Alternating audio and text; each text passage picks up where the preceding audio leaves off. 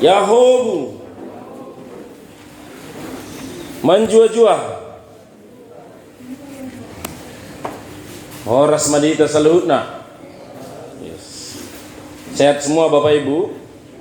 Ya, kami pulang kemarin jam 1 ya untuk mendoakan Bapak Dahlannya karena kondisi kesehatan.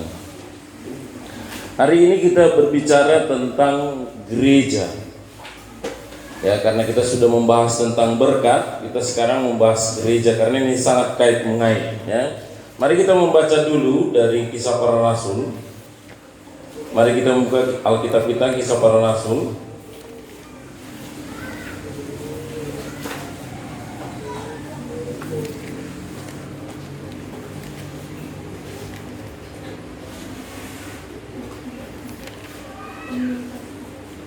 Kisah Para Rasul 4 ayat 32 sampai 37.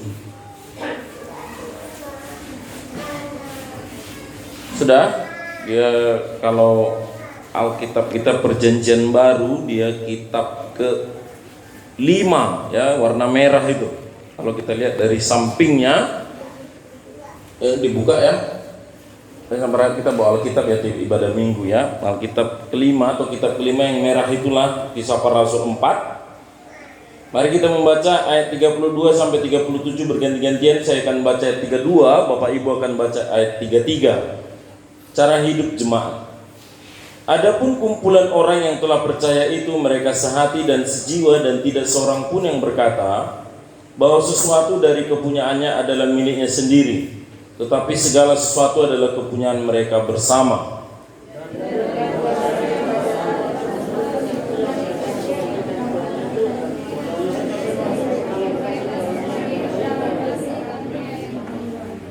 Sebab tidak ada seorang pun yang berkekurangan di antara mereka, karena semua orang yang punya tanah atau rumah menjual kepunyaannya itu, dan hasil penjualan itu mereka bawa.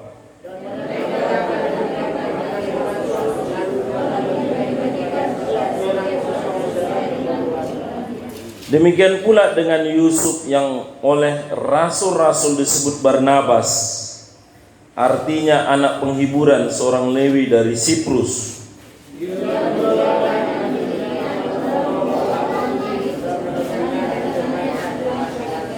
Ya, terima kasih. Kalau kita membahas gereja atau bahasa Inggris dikatakan church ya. Kalau bahasa Yunaninya dikatakan dia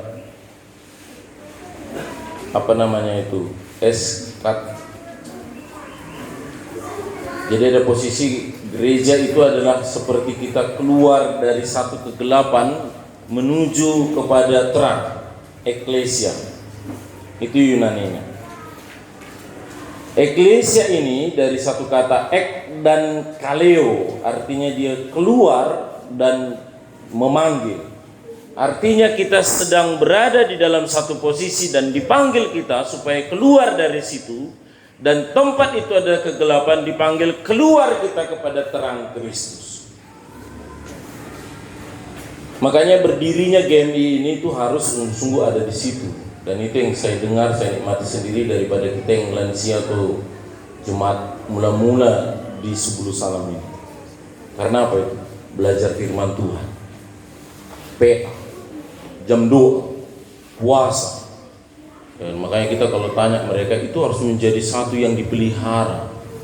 Apa itu? PA, belajar Alkitab, doa, jam doa itu, puasa dipelihara. Dan saya masih menemukan mereka berpuasa di rumah. Menarik. Itulah mula-mulanya gereja itu. Karena apa? Sebelumnya tidak ada. Nah, begitu ya. Tidak pernah baca Alkitab, jadi pernah baca Alkitab atau sering malah baca Alkitab. Tadinya tidak tahu berdoa, bahkan dia buat jam doa, bahkan berpuasa dia tiap minggu. Sehingga tadi dari dalam kegelapan menjadi terang di dalam Kristus. Itulah gereja. Tetapi gereja juga kita harus lihat baik-baik. Sekarang kita sedang melihat itu, seperti yang dibilang Ibu Mirna minggu lalu. Kita sebenarnya gereja sedang kembali ke gereja awal. Apa itu? Kita tidak melihat gereja adalah gedungnya lagi.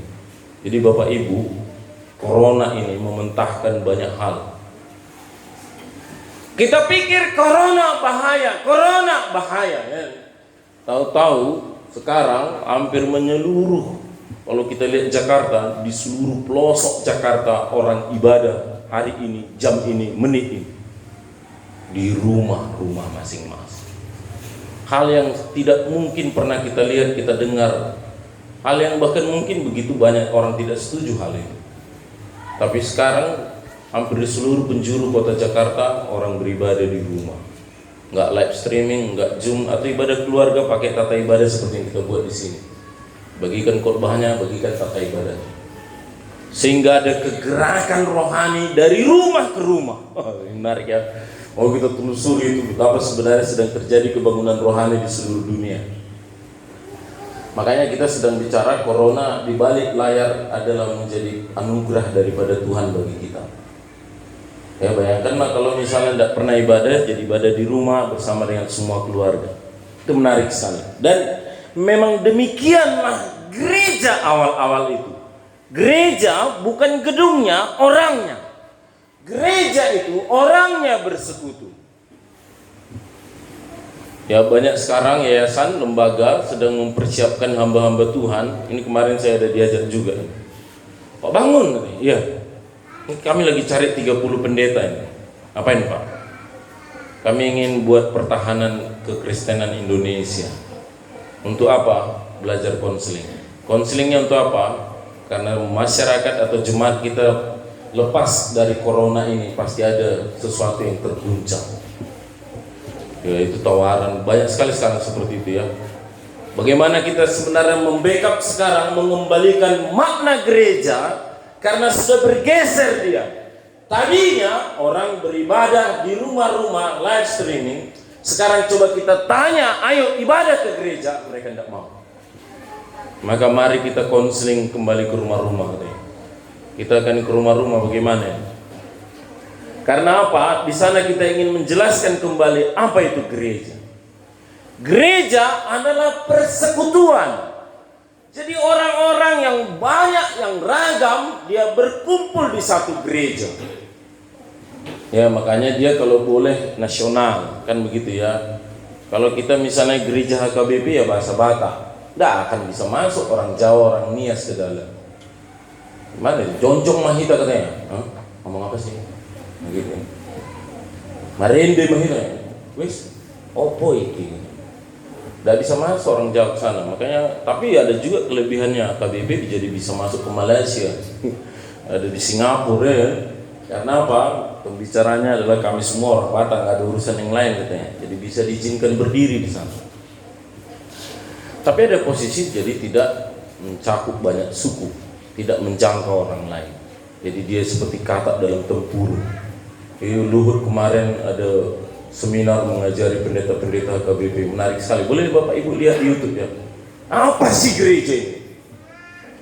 Gereja adalah bagian kita berbagi dengan orang lain. Makanya bersekutu.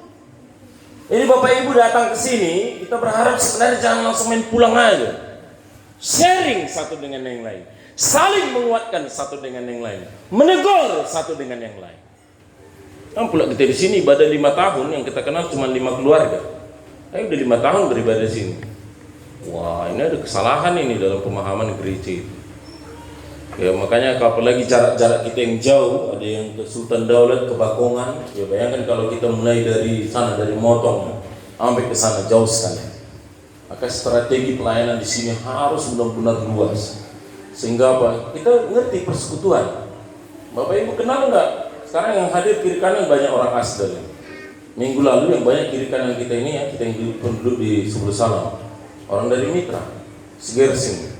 Nanti minggu depan kita hadirkan yang dari sawit-sawit pribadi, datang ke sini semua. Gimana gitu? Adakah kita akan kenal yang ini Pak Halawan, yang ini Pak Jebuah, yang ini apa namanya Simajunta, ini Bapak Syanipa, yang ini Pak Aja, gitu ya. Udah berapa suku itu? Mari coba kita bukakan itu, karena gereja itu kita bersekutu sebenarnya, berkenalan di dalam kasih Kristus, di dalam cinta daripada Allah. Itu gereja. Sehingga kita nanti akan dikenal apa? Tolong menolong. Satu dengan yang lain kita bersama-sama. Jadi kalau ada sakit misalnya kayak Pak Dahlan ini, kita sama-sama berdoa, jangan dikunjungi juga, ini corona. Dan tidak tahu itu apa. Kan begitu ya. Jangan ke rumah sakit juga, ini corona. Kita ke rumah sakit jadi klaster malah kita. Hati-hati lah juga. Doanya yang utama. Jadi makanya kita umumkan di WA seperti ini ibadah minggu supaya apa? Ada persekutuan doa di mana ada 2-3 orang berdoa memanggil nama Allah dan di dalam kebenaran didoakan, maka besar kuasanya. Mari ya bersekutu dalam gereja itu. Yang berikut ingin kita lihat di sini adalah apa rupanya arti dari gereja itu sendiri. Nanti minggu depan kita dengar makna atau manfaat bergereja itu. Hari ini kita coba dengar dengan baik-baik ini. Persekutuan orang Kristen ini berarti menjadi sebuah satu kegerakan. Ada perhimpunan di sana. Sehingga dia berbicara ada harus tempatnya. Jadi makanya kalau di Sebelum Salam ya, ini jemaat kita saya hitung setelah hari ini ya diteguhkan, beberapa minggu yang lalu diteguhkan, kita sudah 150 kakak, 156 kakak. Tambah Bapak Ibu nanti akan kita teguhkan dari Afdelid 4 untuk mitra Afdelid 4 dari Asdal dan beberapa jemaat yang ada di sekitar Yamaha ini, kita mungkin sudah menyentuh angka 170 kakak. Berarti kita sudah akan menyentuh angka 600 orang jemaat GMI Sebelum Salam. Kegerakan pelayanan harus seperti kita pikirkan, pertimbangkan apa yang bilang Bu Mirna tadi. Sebenarnya kita bisa melayani satu yang lain. Kan mudah sekali ya menceritakan kasih Tuhan melalui hadiah. Masuk surga adalah hadiah. Minggu lalu ya, karena lambat pelan kali suara ibu itu ya. Saya ingin kuatkan sekarang. Yang di luar dengar ya, Opi dengar, Selu. Dengar yang di luar. Amin. Minggu lalu soalnya suara ibu itu pelan sekali ya. Mulai dari tengah sampai ke belakang katanya ternyata nggak dengar suara ibu Mirna. Ya udah gitu hampir 1 jam lebih juga. Ada posisi dia bicara apa itu? Masuk surga, keselamatan itu adalah hadiah gratis daripada Tuhan. Jadi tidak ada andil manusia dalam rangka manusia diselamatkan masuk surga. Karena dia hadiah gratis. Kembali ya. Kalau kita bilang makanya ya, percayakah kita pada Yesus? Percaya. Tapi pertanyaan berikutnya, percayakah dosamu diampuni Tuhan? Bapak Ibu coba jawab di hati masing-masing. Dosamu apakah hari ini? Dosamu apakah sepanjang minggu ini? Percayakah bahwa setiap kesalahanmu, setiap kekuranganmu diampuni oleh Tuhan, dibereskan oleh Tuhan, oleh kayu salib, oleh darahnya yang ditumpahkan ini? Itu menjadi pertanyaan yang akan menggugah batin, relung batin kita yang terdalam. Iya ya, tadi aku berkelahi diampuni Tuhan. Sehingga makanya kalau kita jadi anak Tuhan, pasti akan berubah hidupnya. Hidupnya jadi memuliakan Allah. Itu gereja. Jadi makanya Bapak Ibu, konsep kita dalam rangka penginjilan adalah menceritakan Yesus jalan ke surga. Satu-satunya, tidak ada cara lain. Yang ketiga adalah gereja itu adalah mazhab, aliran. Saya baca buku banyak ini tentang gereja. Ada satu buku, dia bilang kenapa kita denominasinya banyak sekali. Ini kemarin kami waktu pertemuan FKUB, Ustaz tahu itu apa itu GPDI, apa itu HKBP, KPPD, GMII. Kita agak bingung juga. Dia tahu. Hebat juga dipelajari mereka kita ya, luar biasa. Mengapa harus ada gereja karismatik? Mengapa harus ada Pentakosta? Mengapa harus ada Lutheran? Mengapa harus ada Calvinis? Dan mengapa harus ada kita kaum Injili ini? Coba semuanya kalau kita satu warna semuanya. Misalnya kita KBP semua Lutheran. Wah, iblisnya yang akan senang misalnya. Karena satu caranya semua kita ini. Si Bolis itu nggak sulit menghancurkan kita. Bukan gitu ya. Gampang, itu aja. Tapi ketika muncul orang Metodis, muncul orang Calvinis, muncul kemudian orang orang Pentakosta, muncul berikutnya lagi orang-orang karismatik. Muncul yang saya bilang minggu lalu, apa itu? Toronto Blessing. Gereja Mekel-Mekel. Oh, iya. Di Bandung itu. Jadi kalau datang dia, kalau pendeta di depan gereja datang jemaat, ketawa itu pendetanya. Masuk kamu. Datang lagi jemaat Mekel. Jemaatnya juga ketawa. Selamat hari Minggu Pak Pendeta. Itu gereja ketawa-ketawa. Gereja Toronto Blessing namanya. Belum gereja yang di Sulawesi Utara itu, gereja tampar-tampar. Jadi setiap jemaat datang di gereja, pendeta udah diri di pintu itu. Karena pemahamannya, ingat ya, karena dulu saya itu. Jadi setiap datang jemaat ditampar. Masuk, next. Masuk lagi ya, masuk next. Lagi masuk ya, masuk next. Jadi semua jemaat setelah nyampe di ruang udah kena tampar pendeta itu semua. Kayak waktu periksa-periksa buku kan kita teliti lah ini. Apa maksud Tuhan? Kenapa Allah hadir di sana di Metodis? Allah hadir di GMI gereja kita ini. Tapi juga Allah hadir di mana? Di HKBP, GKPI dan yang lain. Apa maksudmu Tuhan? Kenapa Tuhan izinkan kami begitu macam sekte, begitu macam beragam? Kalau kita kupas itu ada poin-poin rupanya karena kita tidak ingin dimengerti oleh setan. Kita tidak ingin dikuasai oleh iblis. Karena kalau kita hanya satu macam saja, seberabe kita. Karena kita hanya tahu itu saja. Padahal Tuhan letakkan di dalam relung-relung batin kita ini satu dengan yang lain berbeda-beda. Kalau kita ke Sulawesi, kita ketemu dengan gereja GPIB atau Gemin dan lain sebagainya sana. Ya mereka itu kadang di gereja pun lagu rohani berdangsanya orang itu.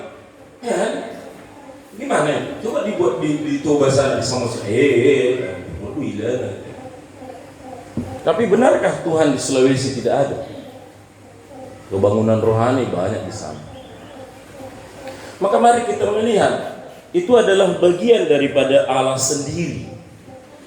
Jadi kita sebenarnya jangan kita alergi ketemu dengan orang lain. Amin. Ya, jangan pula kita kalau pulang kampung karena kita BNKP yang ada di sana, GMI tidak ada. Aduh, tidak ada GMI di kampung ini, enggak gereja lah kami di rumah aja. Obatlah. Kalau pulang kampung ya balik kepada BNKP. Apalagi kalau tahun baru nanti terlain 1 bulan lagi. Bernatal di kampung, ya mari masuk BNKP. Nikmati ibadah itu dan lihatlah warna yang diberikan Tuhan bagi kita. Amin. Nah, pulang kampung kita nggak ada GMI di sini, nggak tepuk tangan.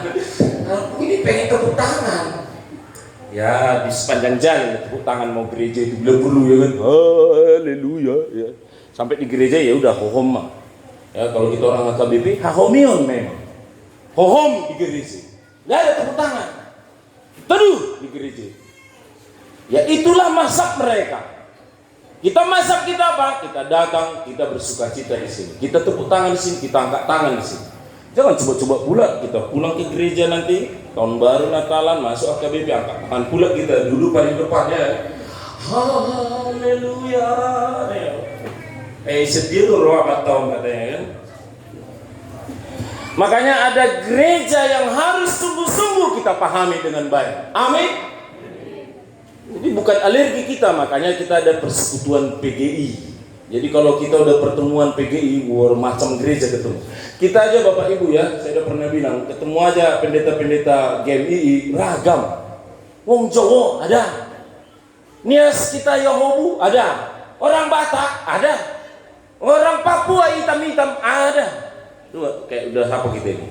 Indonesia Raya kalau ketemu pendeta GMI. Dia bilang shalom, dia bisa ke sana, Yahobu katanya.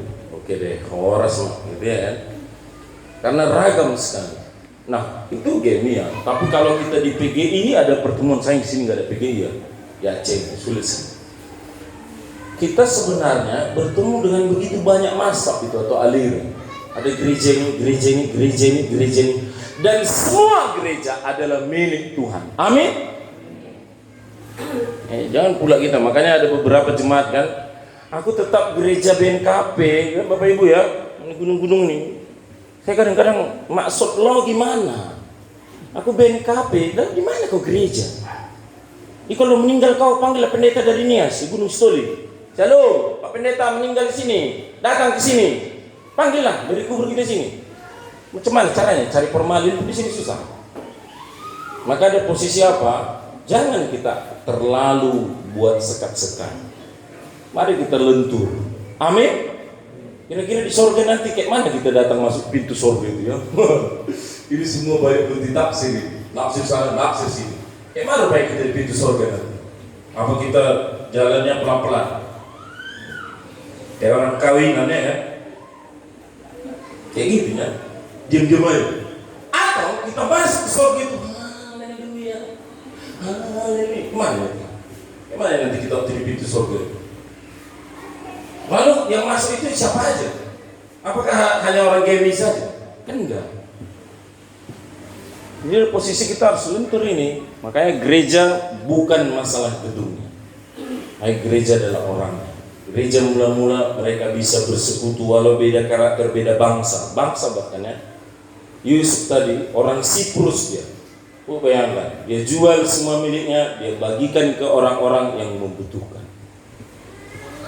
Gereja itu, jadi kalau boleh kita sebenarnya gereja bukan berbicara tentang gedungnya saja. Dari sana kita berbicara apa? Ada administratifnya, ada lembaganya, ada organisasi. Gereja ini ada aturan mainnya. Kita semua Bapak Ibu ya dengan majelis ada aturan gereja ini dan tunduklah kepada aturan gereja. Selama kita tidak tunduk kepada aturan gereja yang sudah dibuat, pasti kita akan sulit bertumbuh.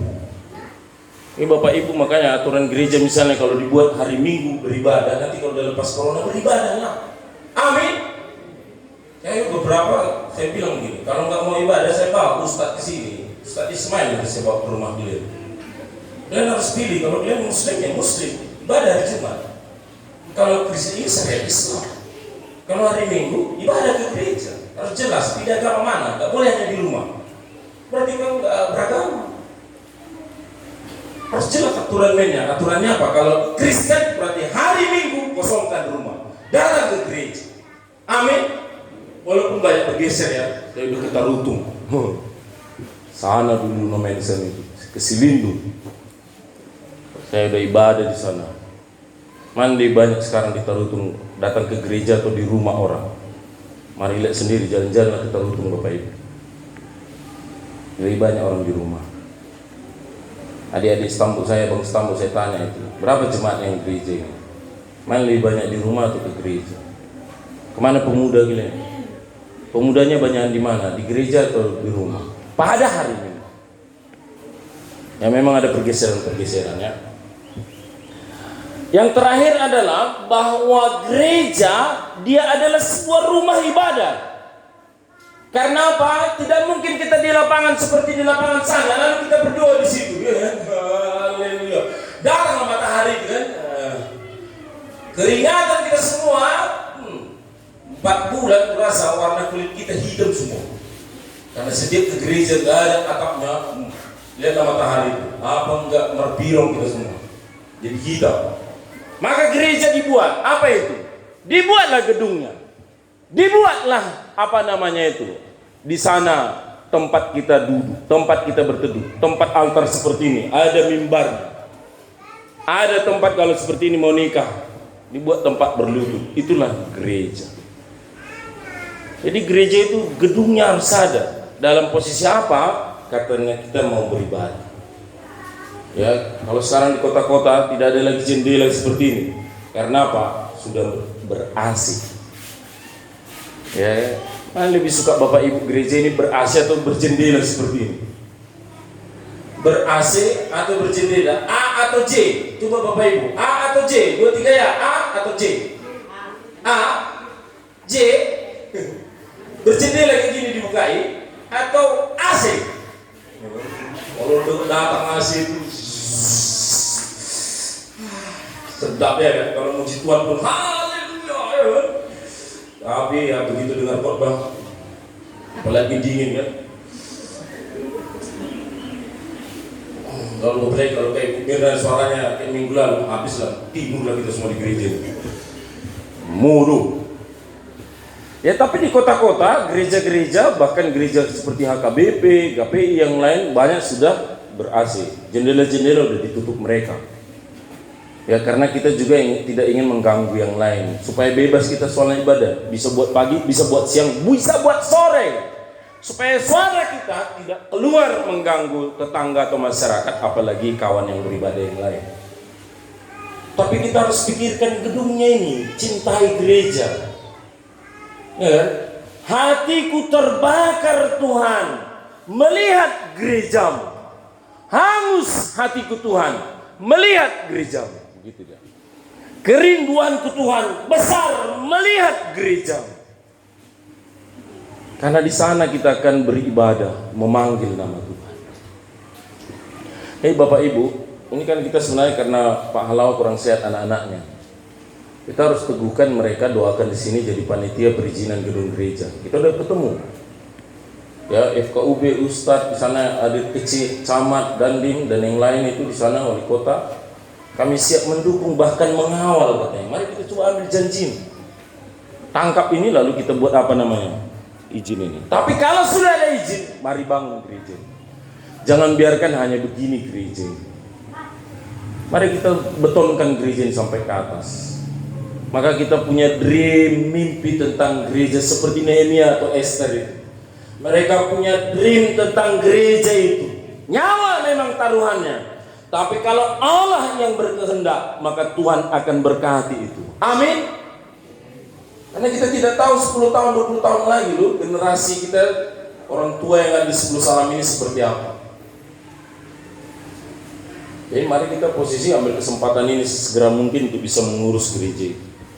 Nah Bapak Ibu yang mau menikahnya hari ini ya, walaupun beberapa nggak hadir ini, ya kita sulit sekali memang dengan kesehatan sekarang ini. Tapi Bapak Ibu yang menikah ingatlah, ketika kita bergereja berarti membawa keluarga ke rumah Tuhan. Amin. Ya, jadi bukan berarti setelah dinikah selamat jalan. Jadi maunya hanya sertifikat nikahnya. Nggak boleh begitu ya, supaya dia bawa istri, bawa anak-anak ke rumah Tuhan. Itu loh kebahagiaan sejati. Ya, apalagi kalau kita ini di sawit ya, Bapak Ibu semuanya ya, yang kerja kita di sawit pribadi atau di perusahaan.